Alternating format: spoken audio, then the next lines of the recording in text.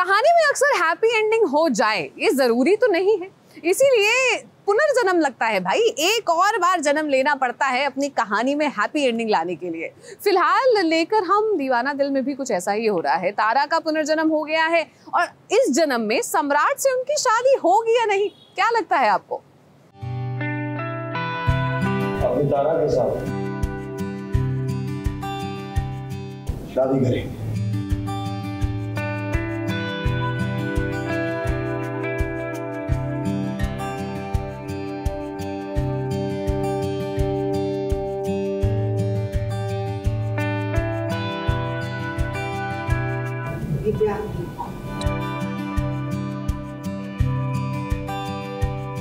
ये तो कसम खा के बैठी कि तुम्हें इस घर की बहू नहीं बनाएंगे।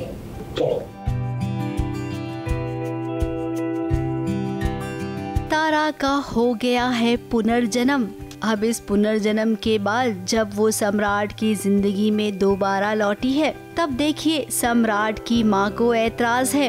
अब तारा का भले ही पुनर्जन्म हुआ हो, लेकिन उसे सब याद है कि सम्राट उसका पति है। इसी नाते से वो सम्राट से प्यार करती है और उसने अपने प्यार का इजहार भी कर दिया है।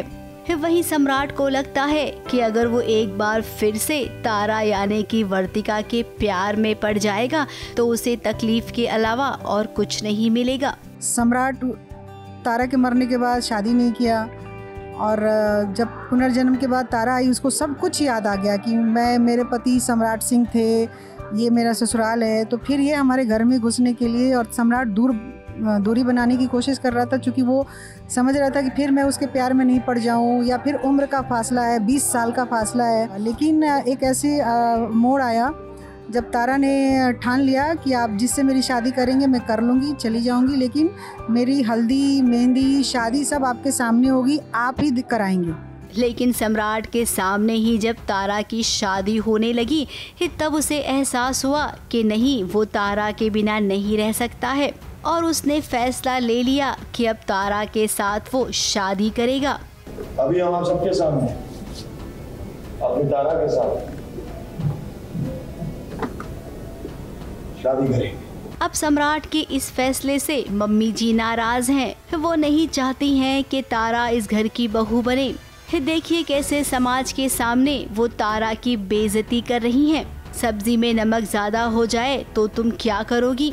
भगवान के सामने दिया रखा है तो दिए की लौ किस तरफ होनी चाहिए? यही सब सवाल पूछकर तारा को उन्होंने रिजेक्ट कर दिया। अगर आप लोग को ऐसी लड़की मिले जिसे बहू बनाना पड़े तो क्या बनाएंगे?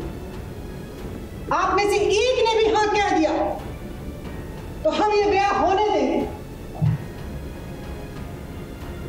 अगर नहीं तो ये ब्याह नहीं, किसी हाल में नहीं होगा। अब सम्राट जानता है कि इस घर में तारा को इज्जत नहीं मिलेगी, इसीलिए वो तारा के साथ घर छोड़कर जाएगा। अब मम्मी जी तो अपने बेटे से बहुत प्यार करती हैं, इसीलिए उन्होंने एक कंपटीशन रख दिया है। अब इस कंपटीशन में जो जीतेगा वो सिकंदर। सासू माँ ने घर की बड़ी बहू को आगे किया है, लेकिन हम जानते हैं कि बड़ी बहू नहीं, छोटी बहू जीतेगी और तारा इसी घर में रहेगी।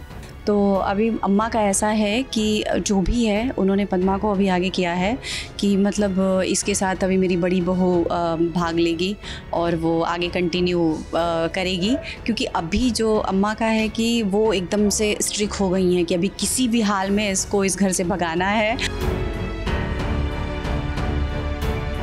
मुंबई से कैमरामैन सुजीत मिश्रा के साथ एबीपी न्यूज़ रिपोर्ट।